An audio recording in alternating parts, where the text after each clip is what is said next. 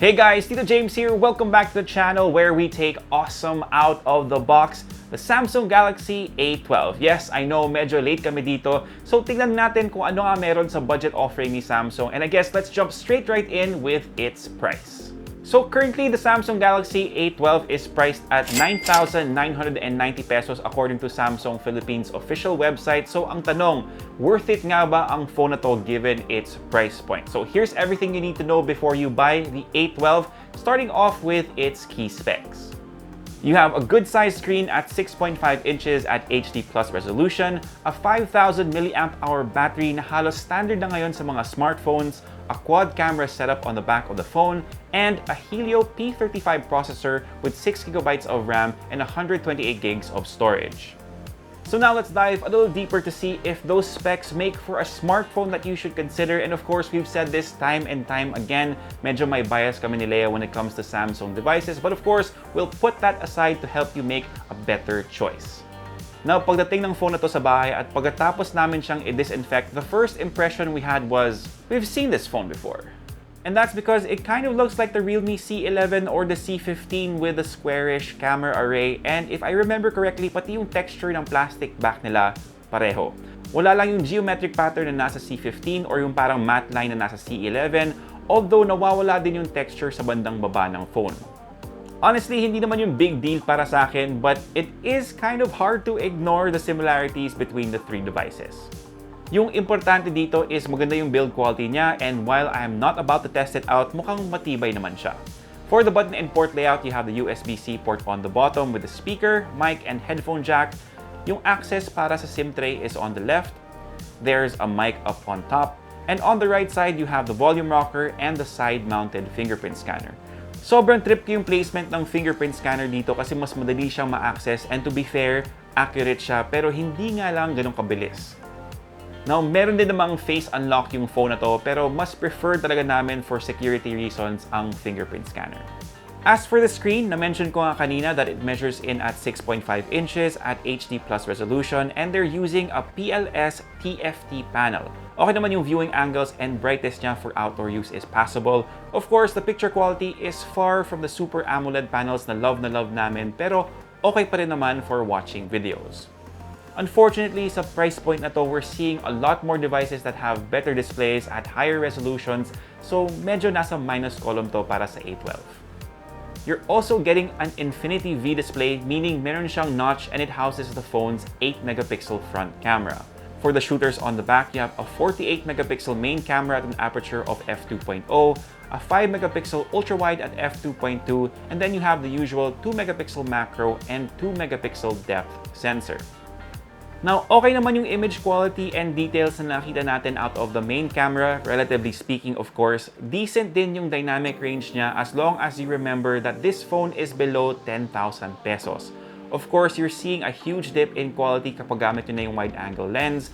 Very noticeable yung kakulang niya in terms of sharpness kahit di ka pa nag-pixel peep or nag-zoom in sa image. And just like most phones that are in this price point, medyo struggle talaga yung low-light photography. You can see that there is a bit of noise even though medyo madami tayong light sources. So take note of that if the A12 is your choice. I also took a few macro shots to show you guys, and it's the same advice that I'm always gonna give with this. Get used to the focusing distance, and syempre, you have to help out the camera since 2 megapixels lang siya. So to get better results, make sure na maganda din yung lighting nyo. As far as selfies are concerned, it's more of the same story. The more light you have, the better the results will be. Pero thumbs up naman dyan para sa pink mask ko. Alright, so pag-usapan na natin yung processor ng Samsung Galaxy A12. And to be upfront with you guys, medyo dated na siya and it is starting to show. Again, you have a MediaTek Helio P35 on this device, but it is helped out a lot by a good amount of RAM, which is at 6GB. And then, okay din yung storage capacity niya at 128GB. Now, for daily tasks, okay pa naman yung P35. So if you're mostly gonna be on Facebook or going to be chatting with your friends, kaya pa rin naman niya. Pero I'm sure that a lot of you are looking for a phone that can be a bit of an all-arounder. So if you're looking to play games on the A12, you're gonna see it struggle with popular titles.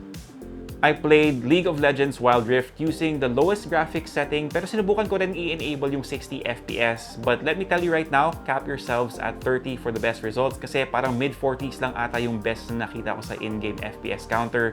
To be fair, I only noticed one huge frame rate drop, but if you compare the benchmark scores of the A12 to other phones in the same price point, medyo malaki talaga yung difference nila sa performance. So unfortunately, this is another thing that goes into the minus column for this device. Now, ang plus naman dito is yung battery niya, which is at 5,000 mAh, which isn't considered that big since yun na nga, medyo ito na yung standard sa smartphones ngayon. Pero since HD Plus lang yung display niya, it should last a bit longer and I was able to get close to 2 days of use out of it. Pero again guys, depende talaga yan sa paggamit nyo ng phone. But you should take note na yung charging niya is only at 15 watts, so it will take a while to get this phone from 0 to 100. So, yun. So, we get to a very important question. Should you buy the Samsung Galaxy A12? Well, if Samsung talaga yung brand ninyo and medyo strict yung budget nyo na 10,000, of course, this phone is something to be considered. Pero iba na kasi talaga yung labanan sa sub 10K or even sa sub 20K smartphone game, and you might be making too many compromises with the Samsung Galaxy A12 as much as it pains me to say it, especially if you're looking at its competition.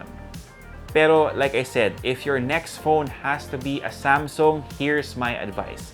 Save a bit more money and get the A31. It has a full HD Plus screen and it's using a Super AMOLED panel that you guys know I absolutely love. And that's pretty much it for this video, guys. Thank you so much for dropping by and spending a few minutes with me. If you like this video, give us a thumbs up, sub to the channel, and make sure you hit that notification bell. Remember, my sub goal tayo, 250,000 subscribers to unlock the next phone giveaway. If you have any questions, leave them down below. I'll try to get to them as soon as I can. For all the latest in tech, head to Unbox.ph. Plus, follow us on Facebook, Instagram, and we're now on TikTok, guys. Anyway, this has been Tito Jeyms. Peace, God bless. See you guys next time, and of course, stay safe.